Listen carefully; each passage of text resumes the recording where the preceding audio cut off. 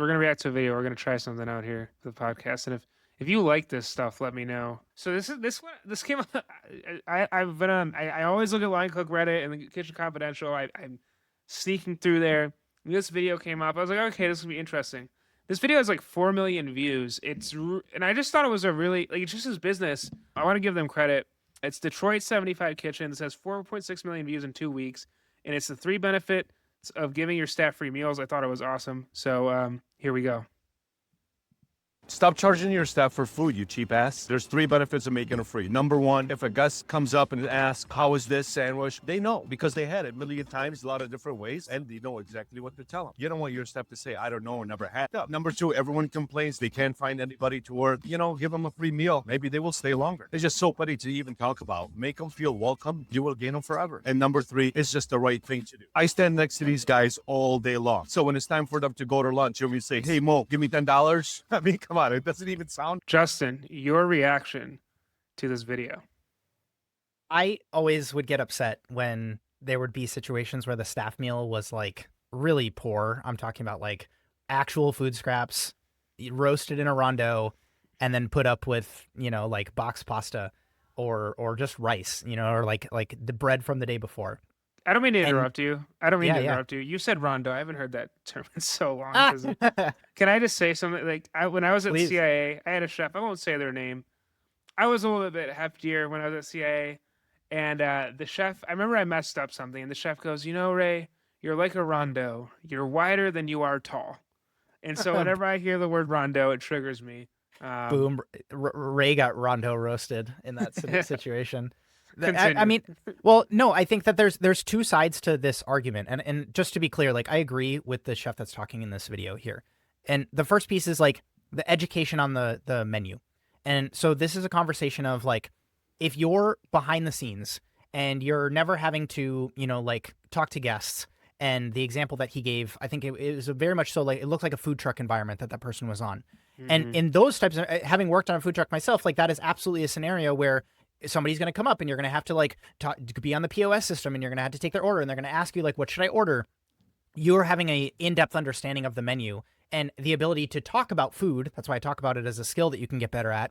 Genuinely helps the business, because it's like, if the person is a little bit indifferent, or worse, you steer them in the wrong direction, you don't have the ability to ask them follow-up questions and like, what are you interested in? That's some of the benefits of SOMs being able to guide somebody's like, what do you like on the wine side, and what's your budget? Like all of these things, like if you're intimidated by guiding someone through a menu, like what the SOM does is way more difficult.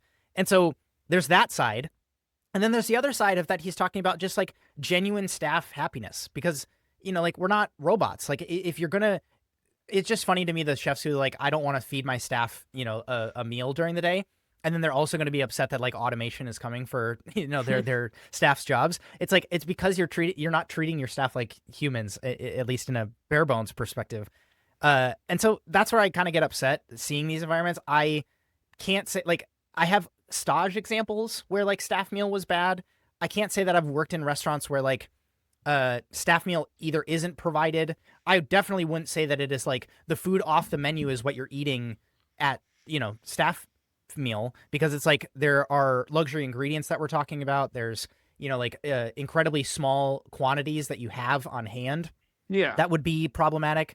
But from the sense of like when I was doing Dish of the Day episodes, you can go back and watch the videos. Like a lot of the tastings that I would do for like people are the apprentices, because it was like, it's an engagement, like benefit that you give to your team, where they have the ability to like eat this food, especially if your menu is changing often. I think both sides you have the argument, because especially like if you have a menu that's been around for 5 years, don't you want the consistency level to stay where it is, right? Mm-hmm. Or like ideally improve? The way you get there is by making sure that the people preparing it know what they're going for, right? Like I talk about clear qualities in Total Station Nomination for a reason. Because it's like, if you have the ability to like, you're making this sauce or you're, seasoning this puree, and you know what you're trying to go for because somebody gave you a demo of it, or chef gave you a tasting of the final product, it gives you the ability to ultimately like make a judgment call in the moment of ideally saying like, this is great. This is what I was taught. Let's put this up for the pass, But more importantly, like when a problem arises and this, you like somebody else passes it up and they're new or whatever, or you do something and it like maybe the process was a little bit off or somebody bumped the oven and the temperature was a little bit wrong and you see it and you're like, this is not right. That gives you the ability to say, how do I know it's not right? Well, because I've had the correct execution of this thing.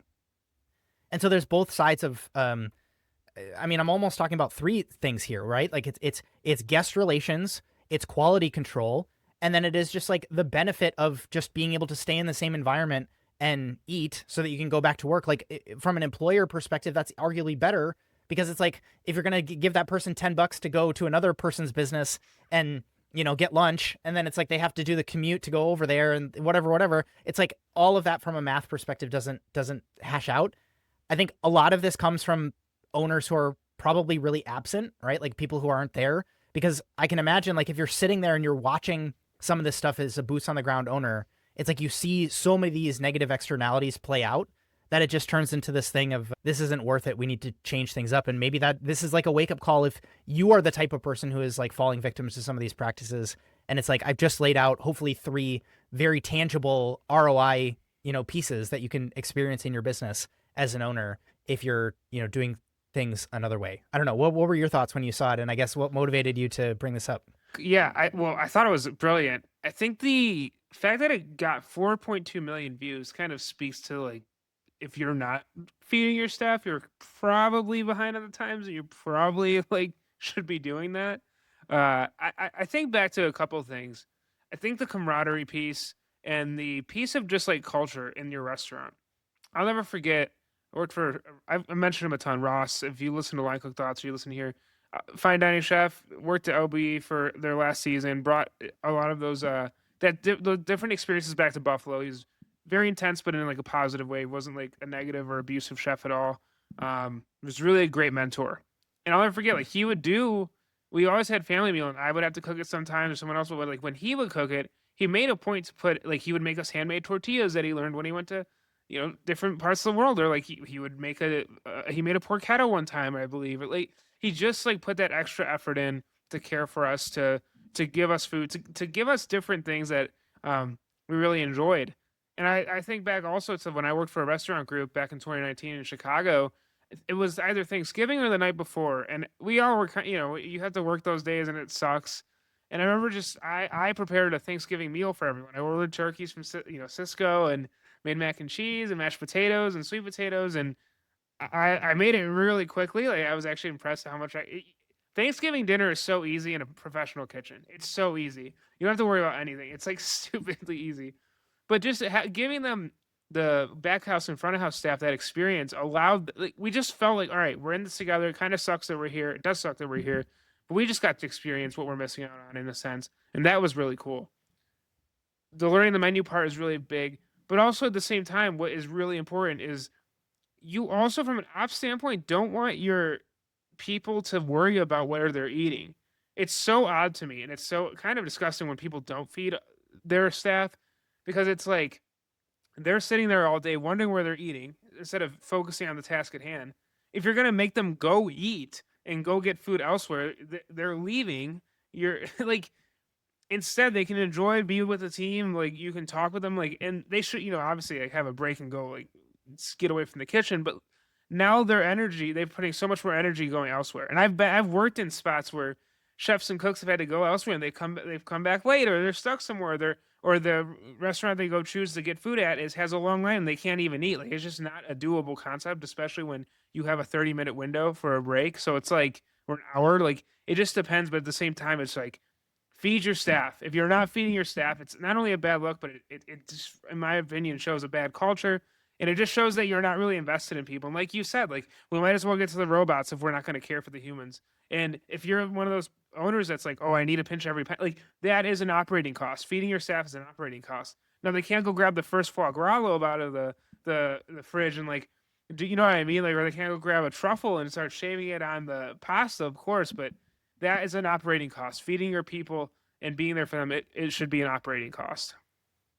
Piggybacking off of what you said, because I agree with nearly everything, I talked about in the last episode working for your team. Mm-hmm. And I think that is an example. If you're sitting here and you're feeling a pit in your stomach of guilt and, oh my goodness, this is me. I think this is an example of you working for your team, is saying, I am going to, over the next week, come up with a list of 15 staff meal ideas that are relatively quick to prepare, relatively low cost, and that my team has the ability to execute on, so that they have the ability to, feed themselves and sustain themselves throughout their work shift. Because that is, you're not making the staff meal for them, right? Like this is you doing the work for your team. You work for your team. And I think like they work just as hard, you know what I mean, for you. Mm-hmm. And so I think that is like the flip side of this coin. And like, thank you for bringing this up in this context, because like it's another example. I gave an ordering example, I think, in the episode where I brought up that concept, but I think that like this is another case study in doing something like this, because I think what we would probably see as a devil's advocate place of owners pushing back on this, Justin and Ray, this is too hard, I can't do this stuff, is like staff is spending too long making staff meal. I've gotten yelled at in certain restaurant environments where I was the morning sous chef and I was in charge of making staff meal to take the pressure off of the PM dinner team.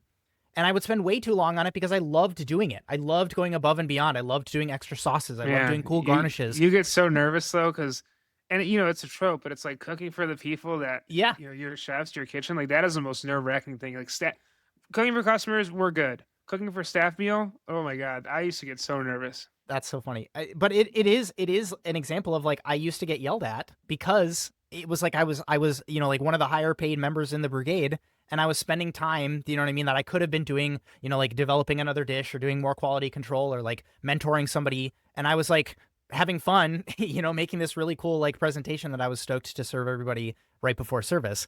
And so that's like one thing that is like, that's the talking about the way that you measure stuff. Okay, cool guys, like we need to be spending no more than, and then insert the number, 45 minutes a day on staff meal, like aggregated amongst everybody, right? So like, Ray, you're going to make the vegetable, I'm going to do the protein, somebody else is going to do the sauce or the starch or whatever. And it's like, you guys have 45 minutes each and you guys all need to make enough for 25 people. And it's like, okay, well then that is something that I can operate under. And that is an example, again, I'm trying to tie it back to the things that I was talking about in the previous episode of like measuring a problem that you have. It is not, my team can't make staff meal. That's too arbitrary. Like distill it into a number. And then the same thing goes for costs. Okay, well, everybody is like, again, to exactly what you're talking about, Ray, like using the foie gras trim or going in and using the langoustine, claws when we should be using those for other things. It's like, that's the work that the owner can do to provide like a quick one pager of like, these are the proteins that you guys can order for staff meal. Because really bringing it all the way back to another episode, like this is the food pyramid, quote unquote, that we're going to operate under this restaurant. You don't have to use the USDA one, but it's like, it is an example of like, I want every single staff meal to have protein, starch, and veg. And it's like, I would have even worked in places where it's like, there needs to be a beverage and the front of house team needs to contribute to that.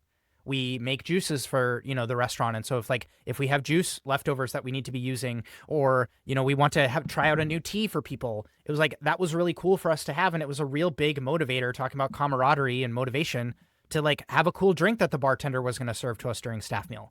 And it was like relatively straightforward. It was like in a 22 quart Cambro and half of it was freaking ice. You know what I mean? Like it's not a big expense, but it is one of these things that you and I are talking about, Ray, when we talk about numbers of like retention downsides of when you lose an employee. It costs anywhere from like $1,500 to $5,000 to lose an employee at your restaurant, because you have to retrain people, because all that time that you invested from a sunk cost perspective is now like out the window.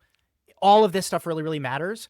And it's one facet of, like really running a high caliber team as we're talking about some of these restaurants. Any other thoughts on the staff meal piece? Oh, good.